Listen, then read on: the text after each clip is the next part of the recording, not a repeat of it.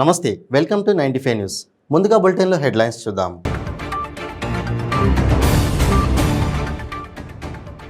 రైతుల ఖాతాలలో రైతు బంధు నిధులు జమ చేశామన్న మంత్రి నిరంజన్ రెడ్డి. రైతులు వ్యవసాయ శాఖ అధికారుల సూచనలు పాటించాలని స్పష్టం.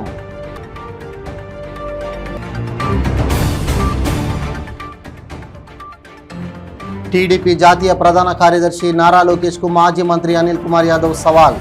దమ్ముంటే తనపై పోటీ చేసి గెలవాలని ఛాలెంజ్.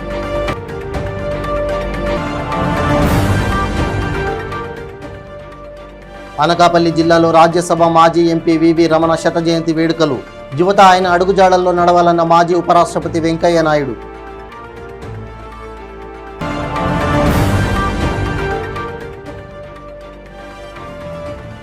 ఎమ్మెల్యే అనిల్ కుమార్ యాదవ్ పై కోటంరెడ్డి శ్రీనివాసులు రెడ్డి ఫైర్. తనను కుంటివాణి చేసిన వారిని వదిలిపెట్టనని హెచ్చరిక. ఇక ఇప్పుడు బులెటిన్లో డీటెయిల్స్ చూద్దాం. రైతు బంధు పథకం కింద తొలి రోజు 642.52 కోట్లు 22,55,081 మంది రైతుల ఖాతాలలో జమ చేశామని మంత్రి నిరంజన్ రెడ్డి వెల్లడించారు. ముఖ్యమంత్రి కేసీఆర్ చెప్పిన ప్రకారం రైతు బంధు నిధుల జమ ప్రారంభమైందని తెలిపారు. ఎకరాల వారీగా ప్రతిరోజు రైతుల ఖాతాలలో నిధులు జమ చేయడం జరుగుతోందన్నారు. రైతులు వ్యవసాయ శాఖ ద్వారా అందుతున్న సూచనలను పాటించాలని సూచించారు. ముఖ్యమంత్రి కేసీఆర్కి, ఆర్థిక శాఖ మంత్రికి హృదయపూర్వక ధన్యవాదాలని మంత్రి పేర్కొన్నారు. గౌరవ ముఖ్యమంత్రి గారు ప్రకటించినట్లే 26వ తేదీ ఈరోజు రైతు బంధు కార్యక్రమం స్టార్ట్ అయింది. 11వ విడత. ఈ ఒక్కరోజే 1 ఎకరా లోపు భూమి ఉండేటువంటి రైతాంగానికి 22,05,581 మంది రైతులకు 642,50,00,000 రూపాయలని రాష్ట్ర ప్రభుత్వం జమ చేయడం జరిగింది ఆర్థిక శాఖ. ఈ సందర్భంగా మాన్య ముఖ్యమంత్రి గారికి, అదేవిధంగా ఆర్థిక శాఖ మా మంత్రివర్యులకు నా హృదయపూర్వకమైనటువంటి ధన్యవాదాలు. రైతాంగానికి శుభాకాంక్షలు. మళ్ళీ వరుసగా రేపు 2 ఎకరాల నుంచి అట్లా ప్రతిరోజు 1 ఎకరా పెరుగుతూ రైతు బంధు అర్హత పొందినటువంటి రైతులందరికీ కూడా 70 లక్షల మందికి ఈ వానాకాలం సీజన్కి సంబంధించినటువంటి మొత్తం రైతు బంధు డబ్బులు కూడా వరుస క్రమంలో చెల్లింపులు అవుతాయని చెప్పి మనవి చేస్తూ, రైతాంగం ఇదివరకే వ్యవసాయ శాఖ ఇచ్చినటువంటి సూచనల్ని, ఇప్పుడు ఇస్తున్నటువంటి సూచనలు కూడా పరిగణలో పెట్టుకొని వారి వ్యవసాయ కార్యక్రమాల్ని సజావుగా నిర్వహించుకోవాలని చెప్పి కోరుతూ రైతాంగానికి మరోసారి శుభాకాంక్షలు. జై తెలంగాణ. టీడీపీ జాతీయ ప్రధాన కార్యదర్శి నారా లోకేష్కు మాజీ మంత్రి అనిల్ కుమార్ యాదవ్ సవాల్ విసిరారు. లోకేష్కు దమ్ముంటే తనపై పోటీ చేసి గెలవాలని ఛాలెంజ్ చేశారు. ఒకవేళ లోకేష్ గెలిస్తే తాను రాజకీయాల నుంచి తప్పుకుంటారని, అదే తాను గెలిస్తే లోకేష్ రాజకీయాల నుంచి తప్పుకుంటారా అని సవాల్ చేశారు. నెల్లూరు సిటీ నుంచి తన మీద పోటీ చేసి గెలిచిన 2024లో తన గెలుపును ఆపిన, రాజకీయాల నుంచి శాశ్వతంగా తప్పుకుంటారని అన్నారు. దమ్ముంటే లోకేష్ తన సవాల్ను స్వీకరించాలన్నారు. మేమేం మాట్లాడామయ్యా? మీ పరిస్థితి ఎట్టుందంటే, మీ నాయకుల పరిస్థితి ఎట్టుందంటే, ఈ రాష్ట్రంలో కుక్క తోక పట్టితే గోదావరి నెట్టు నీ తోక పట్టుకొని రాష్ట్ర పార్టీ అంతా నడుస్తుంది అని చెప్పాం. దాన్ని నువ్వు భిన్నంగా ఏం చెప్పావు? సింహపూరిలో గ్రామసింహంలాగా అడుగు పెట్టాను అని చెప్పావు. అంతే కదా.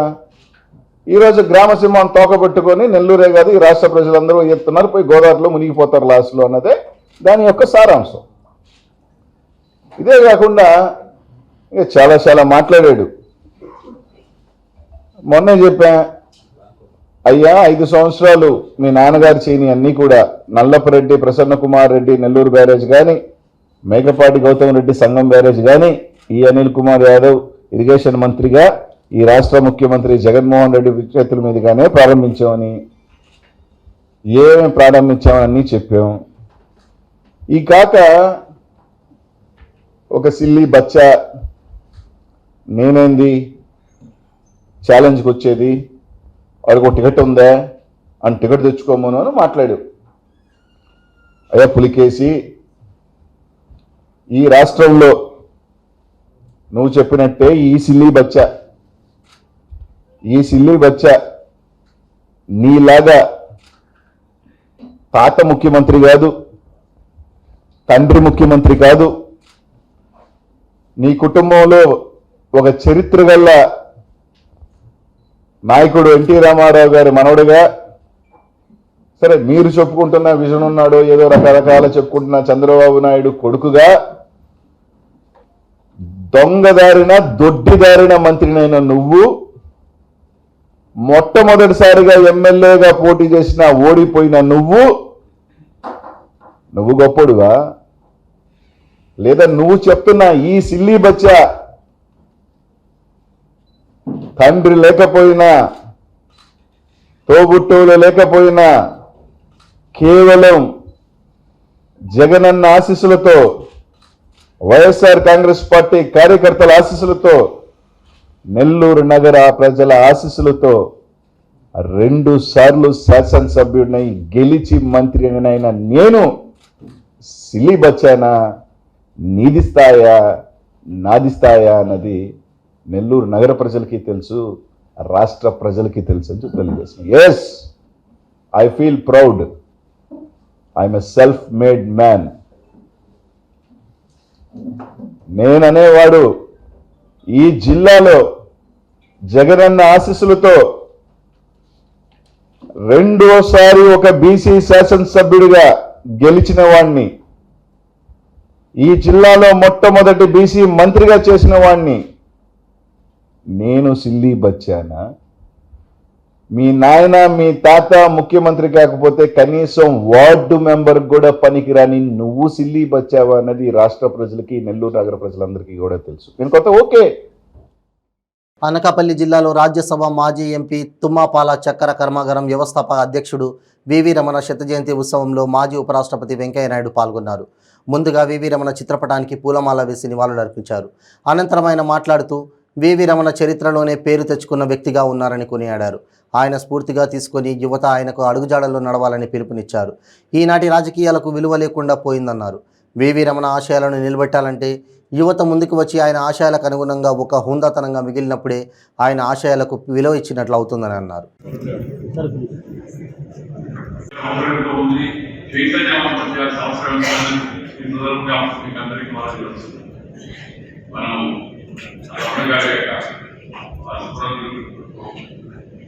చక్కని ముఖాలలో చేసిన మంచి పనులు ఇవన్నీ మేకప్తో వచ్చేవి కాదు.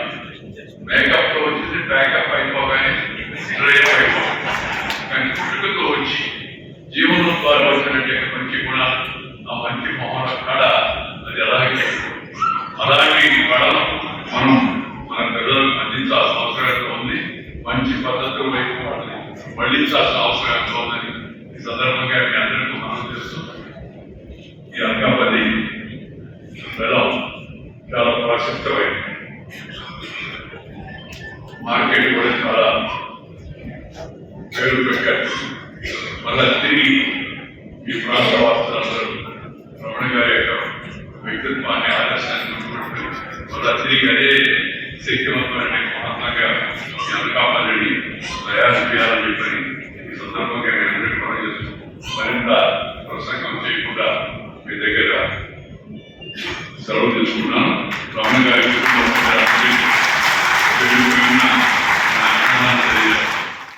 మాజీ మంత్రి నెల్లూరు నగర ఎమ్మెల్యే అనిల్ కుమార్ యాదవ్పై తెలుగుదేశం పార్టీ నగరి ఇన్ఛార్జ్ కోటమిరెడ్డి శ్రీనివాసులరెడ్డి తీవ్ర పదజాలంతో విరుచుకుపడ్డారు. జిల్లాలో నేనే మగాడిని, నేనే పోరాడుతున్నా అని అనిల్ అనుకుంటున్నాడని, కానీ అనిల్ అంత దరిద్రపు ఎమ్మెల్యే ఎవరు లేరన్నారు. నెల్లూరు నగరంలో టీడీపీ అభ్యర్థిగా ఎవరు పోటీ చేసినా 50,000 మెజారిటీతో ఓడిపోతావని శ్రీనివాసరెడ్డి జోషం చెప్పారు. మొన్నేమో రాజమాత అన్నావు, మళ్ళీ మహారాణి అన్నావు. నీకు దమ్ముంటే వారు ఎవరో బయట పెట్టాలని డిమాండ్ చేశారు. రాజమాత ఎవరో చెప్పలేక అనిల్ పారిపోయి ప్యాంటు తడుపుకున్నాడన్నారు. నన్ను కుంటివాణ్ణి చేసింది నువ్వేనని, ఊరికే వదలనని హెచ్చరించారు. నన్ను కారుతో తొక్కిస్తే నేను రోడ్లతో తొక్కించే రోజులు దగ్గరలోనే ఉన్నాయని హెచ్చరించారు. బెంగళూరులో షాపింగ్ కాంప్లెక్స్ నెలకు 62 లక్షల రూపాయలు రేట్లు వస్తాయి. వెళ్ళిపోతాడు నువ్వు ముందే చెప్తున్నాడు. ఎట్లా వెళ్ళిపోతాడు? కార్యకర్తలు ఆలోచించుకోండి, మీరు ఎట్ట పోవాలో. కార్యకర్తలు ఆలోచించుకోమంటున్నా, మీరు ఎట్ట పోవాలో. మీరు ఏ ఊరు పోవాలి, ఎక్కడ పోవాలో మీరు తెలుసుకోండి ముందు. నీకు చేసిన కార్యకర్తలు 15 సంవత్సరాలు ఈరోజు ప్రతి రోడ్లు అల్లాడుతున్నారు. మా గతేంటి వీడియో బాడిపోతా అంటున్నా, ఉన్న డబ్బంతో దోసుకున్నా. ఇదంట శ్వేత పత్రం రిలీజ్ చేస్తాడ. శ్వేత పత్రం ఏ శ్వేత పత్రం రిలీజ్ చేస్తాం? వారంలో కోట్ల రూపాయలు చెప్పి శ్వేత పత్రం చేస్తావా? పెన్నానదిలో 100 కోట్లు ఇసుక అయిపోయినాయని చెప్పి రిలీజ్ చేస్తావా? సరేపల్లి కాలంలో 60 కోట్లు దొబ్బేశారని ప్రమాణం చేస్తావా? అరే ఎంత తెలియగలరా భయ్ నువ్వు? 400 కోట్ల వర్క్ని 4% నిశ్చయించావు. జనంలో ఏమో అబ్బా 4% లెస్.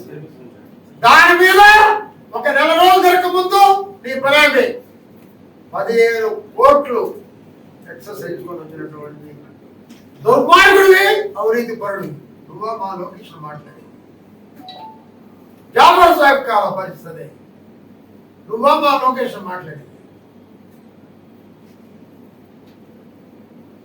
ఏం శాతం రిలీజ్ చేస్తావు?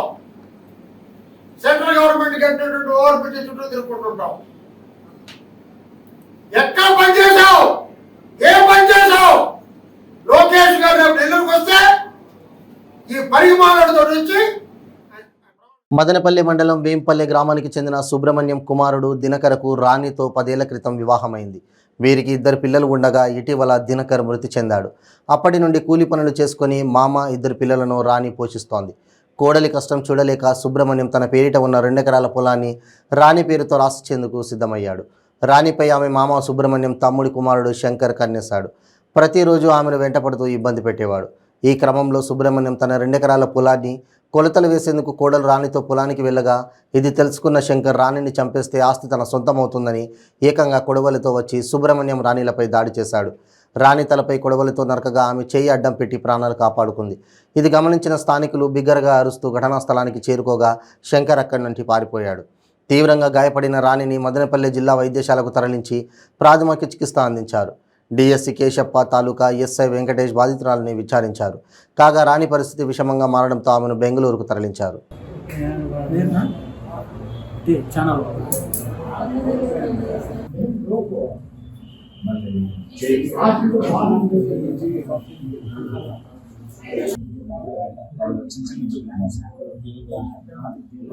మా మామది ఉంది, మా కట్నం ఉంది, అతను మా మామ కొంచెం చెప్పింది. దాన్ని కోటి తీసుకొని ఏంది నీకేమొస్తుంది, నా భూమి కాకి నీకేం పని అంటే అందుకే సార్లు తీసుకొస్తే రేపు కల్పించాలి. హరితాంధ్రప్రదేశ్గా ఉన్న మన రాష్ట్రాన్ని గంజాయి ఆంధ్రప్రదేశ్గా ముఖ్యమంత్రి జగన్మోహన్ రెడ్డి మార్చారని తెలుగు యువత పట్టణ అధ్యక్షులు అరుణ్ ఆరోపించారు. మదనపల్లె పట్టణంలోని 2 టౌన్ పోలీస్ స్టేషన్ నందు డ్రగ్స్ అరికట్టాలని కోరుతూ సీఐకి వినతిపత్రం అందజేశారు. ఈ కార్యక్రమంలో తెలుగు యువత నాయకులు ఉన్నారు. ఈ సందర్భంగా వారు మాట్లాడుతూ యువతకు ఉపాధి అవకాశాలు కల్పించాల్సిన వైసీపీ ప్రభుత్వం వారిని గంజాయి మత్తులో జోకొడుతోందని విమర్శించారు. జాబ్ క్యాలెండర్ అంటూ ఎన్నికల ముందు పాదయాత్రలో హామీలు గుప్పించి ఇప్పుడు వారిని మోసం చేసిందన్నారు. యువత మేల్కొని రానున్న ఎన్నికల్లో టీడీపీని గెలిపించి చంద్రబాబు నాయుడిని ముఖ్యమంత్రిగా గెలిపించుకుంటేనే యువత భవిత బంగారమయమవుతుందని పేర్కొన్నారు. ఎన్నిసార్లు తీసారు? రాష్ట్రంలో జరుగుతున్న అరాచకాలపై ఈరోజు మదనపల్లి నియోజకవర్గంలో 2 టౌన్ పోలీస్ స్టేషన్ డ్రగ్స్ మరియు గంజాయి నిర్మూలించాలనే యువత ద్వారా మేమంతా రిప్రజెంటేషన్ ఇస్తున్నాము. అదేవిధంగా రాష్ట్రంలో ఎక్కడ చూసినా గంజాయి పట్టుబడుతుంది. 2019 ముందు అసలు గంజాయి అంటే ఏదో తెలియదు మా యువతకి. 2019 తర్వాత జగన్మోహన్ రెడ్డి ముఖ్యమంత్రి అయ్యాక ఏ వీధిలో చూసినా చివరి వీధిలో చూసినా కూడా ఈరోజు గంజాయి జరుగుతున్నది. ఇవన్నీ అరికట్టి మన తెలుగు వారిపై ఉన్న ప్రేమను, అదేవిధంగా జరుగుతున్న అరాచకాలను చిన్న పిల్లల నుండి ముసలివారి వరకు ఈరోజు గంజాయి మత్తులో అరాచకాలు జరుగుతున్నాయి. ఎక్కడ చూసినా గంజాయి డ్రగ్స్ రాష్ట్రంలో విచ్చలవిడిగా అమ్ముతున్నారు. అవన్నీ అమ్మేవారిపైన మీరు కఠినంగా చర్యలు తీసుకోవాలని ఈరోజు మేము డిమాండ్ చేస్తున్నాం. రాష్ట్రంలో ఎక్కడ చూసినా మన వైజాగ్ నుండి గంజాయి తరలిపోతున్నది ఇతర రాష్ట్రాలకి. ఇతర రాష్ట్రాల వారు అందరూ ఆంధ్రప్రదేశ్ గంజాయి రాష్ట్రంగా చూస్తున్నారు. అదంతా పోవాలంటే 2014 నుండి 19 వరకు అసలు గంజాయి అనేది తెలియదు. అన్నపూర్ణ ఆంధ్రప్రదేశ్లో ఉన్న మన రాష్ట్రాన్ని ఈరోజు గంజాయి రాష్ట్రంగా మార్చేసిన జగన్మోహన్ రెడ్డి గారు సిగ్గుపడాలని ఈ సందర్భంగా తెలియజేస్తున్నాను. తెలుగు యువత మదనపల్లి అధ్యక్షుడు చింటూ ఆహ్వానం మేరకు పార్లమెంట్ కమిటీ ఇక్కడికి రావడం జరిగింది. హరితాంధ్రప్రదేశ్గా ఉన్న రాష్ట్రాన్ని గంజాయి ఆంధ్రప్రదేశ్ రాష్ట్రంగా ఈ ముఖ్యమంత్రి మార్చాడు. గంజాయి మత్తులో పడి యువత ప్రాణాల మీదకి తెచ్చుకుంటున్నారు. అదే గంజాయి మత్తులో పడి రాష్ట్రంలో జరుగుతున్న అరాచకాలు మనం చూస్తున్నాం. యువతులపైన రేప్, అలాగే పసిపిల్లలు సైతం కిరాతకంగా చంపుతున్నారు ఆ గంజాయి మత్తులో పడి. నిన్నటికి మొన్న మనం పట్టపొగలే అనంతపురం జిల్లాలో చూసాం. పట్టపొగలే దోపిడీకి పాల్పడుతున్నారు. ఈ గంజాయికి మూల కారణం ఎవరు అంటే వైఎస్ఆర్సీపీ నాయకులు, ఈ రాష్ట్ర ముఖ్యమంత్రి జగన్మోహన్ రెడ్డి గారు. వాళ్ళకున్న ధనం వ్యామోహం వల్ల దీన్ని ఒక వ్యాపారం చేస్తున్నారు ఈ గంజాయి అనేది. ఈ గంజాయి వలన మన యువత, ముఖ్యంగా యువత చాలా పాడవుతున్నారు. దయచేసి ఈ ముఖ్యమంత్రికి మీకు విన్నవించుకునేది ఏంటంటే, మీకు ఆర్థిక లావాదేవీలు కావాలి, ఆర్థికంగా సంపాదించుకోవాలంటే అనేక మార్గాలు ఉన్నాయి. దయచేసి యువత ప్రాణాలతో చెలగాటమాడకండి. ఈ పోలీస్ వ్యవస్థ కూడా కఠినంగా ఈ గంజాయిని అణచివేయాలని, అలాగే ముఖ్యమంత్రి గారు ఈ గంజాయి పైన కఠినంగా వ్యవహరించాలని, ఈ యువతని అభివృద్ధి బాటలోకి తేవాలని, అలాగే నిరుద్యోగం రోజు రోజుకి నిరుద్యోగం పెరిగిపోతుంది. తెలుగుదేశం ప్రభుత్వం ఉన్నప్పుడు సంవత్సరానికి మా నారా లోకేష్ గారు హామీ ఇచ్చారు, రాబోయే 5 సంవత్సరాలలో 20 లక్షల ఉద్యోగ కల్పన లక్ష్యంగా మేము పనిచేస్తున్నాం. దయచేసి ఈ మాదక ద్రవ్యాలపైన కఠిన చర్యలు తీసుకోండి ముఖ్యమంత్రి గారు. మీకు ఇతర మార్గాల్లో మీరు బాగానే సంపాదిస్తున్నారు. ఈ యువతని సమిధ చేసి ఈ యువత ప్రాణాలతో చెలగాటమాడుతూ డబ్బులు సంపాదించకండి. పల్లి నియోజక తెలుగు యువత, అదేవిధంగా తంబాలపల్లి రాజంపేట పార్లమెంట్ తెలుగు యువత సభ్యులందరూ కలిసి స్థానిక 2 టౌన్ పోలీస్ స్టేషన్లో ఈ గంజాయి డ్రగ్స్ పైన మెమరాండం ఇవ్వడానికి వచ్చాం. రోజు ప్రతిరోజు మొన్న చూస్తే సిటిఎం మదనపల్లిలో, అదేవిధంగా మొన్న రేపల్లిలో, నిన్నగాక మొన్న మన తోపుదీసి ప్రకాష్ రెడ్డి గారి అనుచరులు అనంతపూర్లో ప్రతిరోజు ఏదో ఒక విషయం పట్టుబడుతున్నారు. దానికి మూల కారణం ఏమరా అంటే ఈ గంజాయి. అయ్యా జగన్మోహన్ రెడ్డి గారు, మీరు అధికారంలోకి వచ్చినప్పటి నుంచి నిరుద్యోగులు ఉద్యోగాలు లేక ఈ డ్రగ్స్కి అలవాటు పడి ఈ విధంగా చిన్నపిల్లల నుంచి పెద్దవారి వరకు అందరినీ మత్తులో ఏం చేస్తున్నారో వాళ్ళకే తెలియకుండా ఇలాగ వివరిస్తున్నారు. కాబట్టి మీరు దయచేసి 2014 నుంచి 2019 వరకు ఇలాంటివి ఎక్కడే కానీ మేము చూడలేదు. ఈరోజు చూస్తుంటే మనము ఎలా సామాన్య ప్రజలు బ్రతకాలి ఈ డ్రగ్స్ గంజాయి అలవాటు పడేవాళ్ళ దగ్గర నుంచి అని మాకే ఆలోచన ఉంది. కాబట్టి దయచేసి మీరు ఈ గంజాయి డ్రగ్స్ పైన దృష్టి పెట్టి మన రాష్ట్రంలో గంజాయి డ్రగ్స్ లేకుండా చేయాలని. నాగర్ కర్నూలు జిల్లా ఉప్పునుంతల మండలంలోని జెడ్పీహెచ్ఎస్ హై స్కూల్లో చదువుతున్న 10వ తరగతి విద్యార్థిపై అదే స్కూల్లో చదువుతున్న 9వ తరగతి విద్యార్థి కత్తితో దాడి చేశాడు. ఆ దాడిలో తీవ్రంగా గాయపడ్డ బాలుడిని స్థానికులు అచ్చంపేట ఏరియా ఆసుపత్రికి తరలించగా అక్కడ వసతులు లేకపోవడంతో అక్కడి నుండి జిల్లా ఆసుపత్రికి తరలించారు. ఆ బాలుడికి వివిధ వైద్య పరీక్షలు నిర్వహించారు. బాలుడి పరిస్థితి నిలకడగా ఉన్నట్లు వైద్యులు చెప్పారు. బాలుడికి ఛాతీపై, చేతి, నడుముపై తీవ్ర గాయాలయ్యాయి. 5 మంది ఒకేసారి దాడి చేయడంతో తీవ్రంగా గాయాలయ్యాయని బాలుడు పేర్కొన్నాడు. దాడి చేసిన వారిపై కఠినమైన చర్యలు తీసుకోవాలని పోలీసులతో బంధువులు పేర్కొన్నారు. బాలుడి ఆరోగ్యం బాగానే ఉందని, విద్యార్థులు ఎలాంటి గొడవల్లో తలదూర్చకుండా చక్కగా చదువుకోవాలని జిల్లా ఆసుపత్రి సూపరింటెండెంట్ మీడియా ముఖంగా తెలిపారు. నా పేరు నరేష్, మా ఊరు ఉప్పునుంతల జెడ్పీహెచ్ఎస్ హై స్కూల్ చదువుతున్నాను. 10th క్లాస్ నేను. నిన్న సాయంత్రం మా అమ్మని ఎక్కించుకొని ఇంటికాడ దించి హాస్టల్కి వెళ్ళినాం. మా ఫ్రెండ్స్ కూడా వచ్చారు. హాస్టల్లో బ్యాగ్ పెట్టి ఇంటికి అన్నం తిని వస్తుంటే వాళ్ళు ఆపిండ్రు. మా ఫ్రెండ్ కార్తీక్ ఉండే కార్తీక్ గురించి ఆపి ఏమన్నావే రాని మన ఇద్దరు కొట్టిర్రు. మనకి మాటలు కూడా సరిగ్గా రాలేదు. ఇంకా నేను పక్కనే ఉన్నా. నేను పోతుంటే నువ్వేం చేస్తున్నావు అని నన్ను కూడా ఇద్దరు ఓడిచిరంట. నన్ను ఓడిచిన వాళ్ళు రామ్ చరణ్, రాము 9th క్లాసు, వాళ్ళు కూడా హై స్కూలే. ఎందుకు వచ్చినా నాకు కూడా తెలియదు, వాళ్ళనే అడగాలి. నా పేరు చెన్నయ్య, తలమాది. మా అబ్బాయి బయటకు వస్తున్నారు. అబ్బాయి పేరు ఏం పేరు? నరేష్. అదే ఆ దోశను కొడుతున్నాడే దిగారు పని. మీ అబ్బాయి ఏం చదువుతున్నాడు ఇప్పుడు? ఏ ఊర్లా? ఏమైంది అసలు? పొడవనికి కారణం ఏంది? పొడిచింది ఎవరు? వేరే వాళ్ళు ఎవరు? మీ అబ్బాయికి ఏం కావాలి? అదే మీ అబ్బాయికి ఫ్రెండ్సా ఎవరు? ఎందుకోసం పొడిచారు? ఏం పేరు వాళ్ళ పేరు? మీ అబ్బాయికి ఎక్కడ పడిచారు? మీరు పోలీస్ కంప్లైంట్ చేసారా? సార్ నువ్వు అడిగిరా? సార్ ఇట్లా పడిచారు మా అబ్బాయిని ఏమన్నారు సార్ వాళ్ళు? పెట్టిరా? ఎక్కడ ఏమన్నా పోలీసు నమస్కారము, నేను doctor Raghu, superintendent government general hospital Nagar Kurnool. మనకు ఇక్కడ రాత్రి 1:30 ప్రాంతంలో మనకు అచ్చంపేట పెద్దనూరు గ్రామం నుంచి ఒక కేసు రావటం జరిగింది. ఆ కేసులో అంటే ఆ పేషెంట్కి సంబంధించిన వివరాలు అంటే కుటుంబ కలహాలు లేకపోతే ప్రేమ వ్యవహారం లాంటిది వ్యవహారంలో ఒకరికొకరు పొడుచుకోవటం జరిగింది. అందులో ఆ పొడుచుకోవటంలో కడుపులో కత్తితో పడవటం మూలాన అక్కడ అచ్చంపేట హాస్పిటల్లో ప్రైమరీ ట్రీట్మెంట్ చేసేసి ఫస్ట్ ఎయిడ్ చేసేసి మనకు పంపించడం జరిగింది.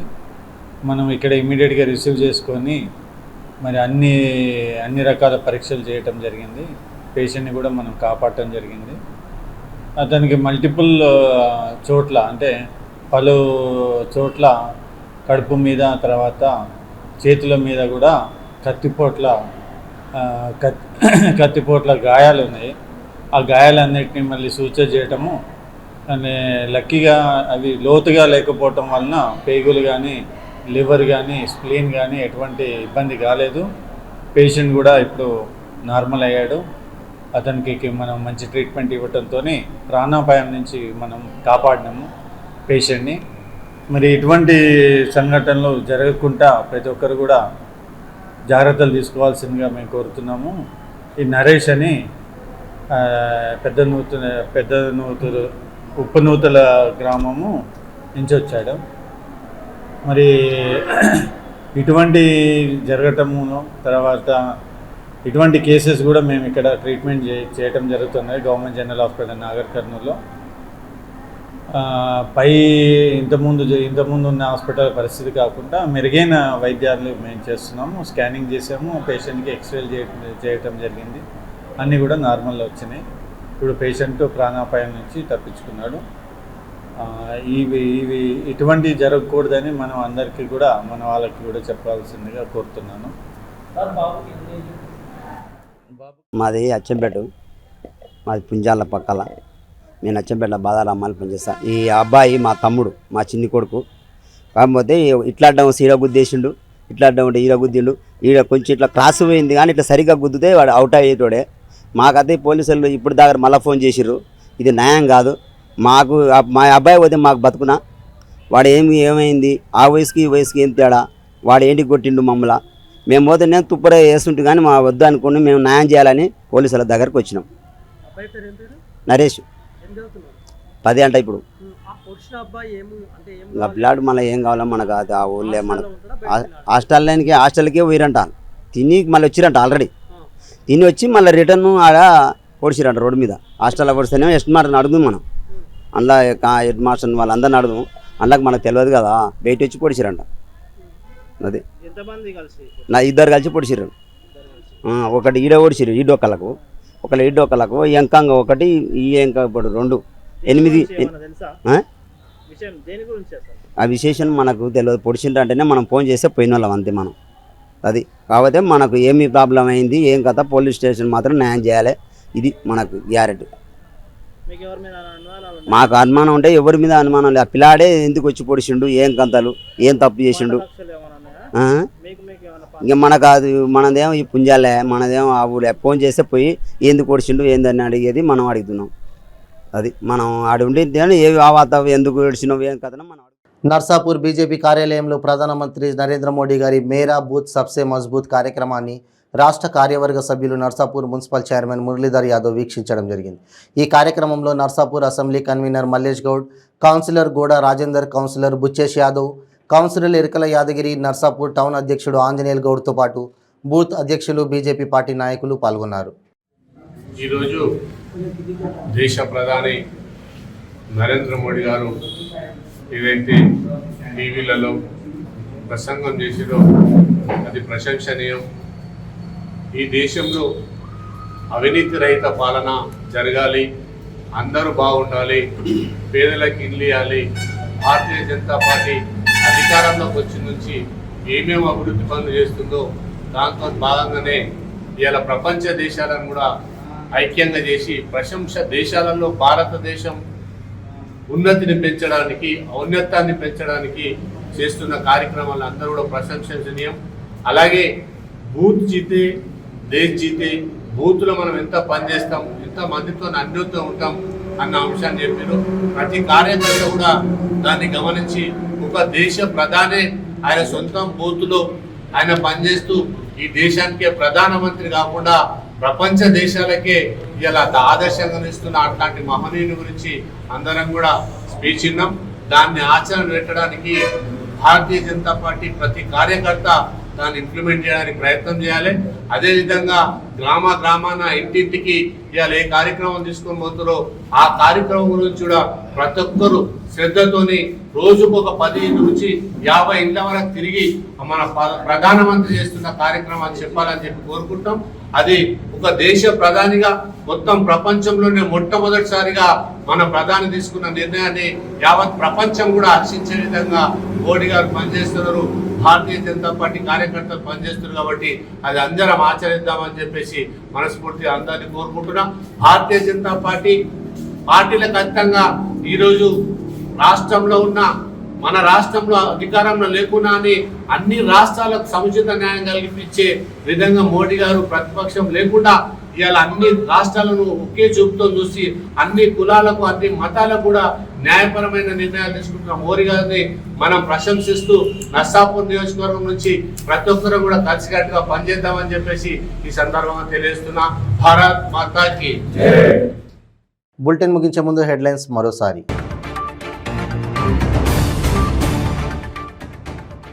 రైతుల ఖాతాలలో రైతు బంధు నిధులు జమ చేశామన్న మంత్రి నిరంజన్ రెడ్డి. రైతులు వ్యవసాయ శాఖ అధికారుల సూచనలు పాటించాలని స్పష్టం.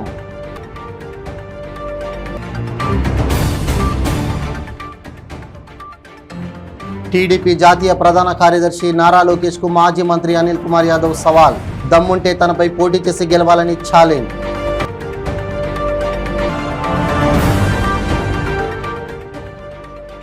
అనకాపల్లి జిల్లాలో రాజ్యసభ మాజీ ఎంపీ వివి రమణ శత జయంతి వేడుకలు. యువత ఆయన అడుగుజాడల్లో నడవాలన్న మాజీ ఉపరాష్ట్రపతి వెంకయ్య నాయుడు.